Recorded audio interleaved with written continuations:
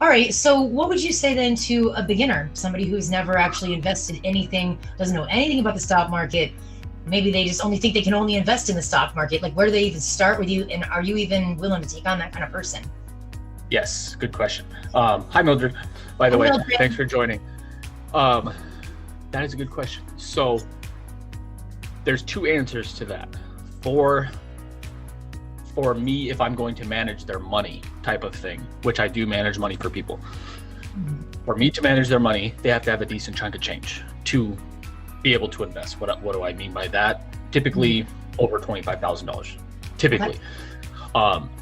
There are those people, but for the people who come specifically to learn from, say, our masterclass or other YouTube content, stuff like that, you don't have to have really anything to get started. I started with $500 in my investment account. Oh, really?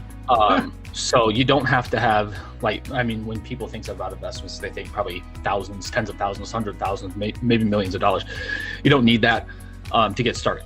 The faster you do get started, though, the faster you start off not only building the mindset of becoming a better investor, which is super important, but it also builds the habit of saving money so that you can invest, which will help you build your wealth.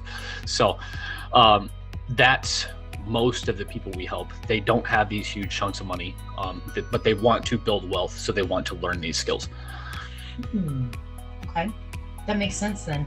So you do both then. If somebody wants to learn and don't have a big chunk of money, they can actually learn through your masterclass. And if they actually just maybe don't want to deal with it, they can just put you in charge of it.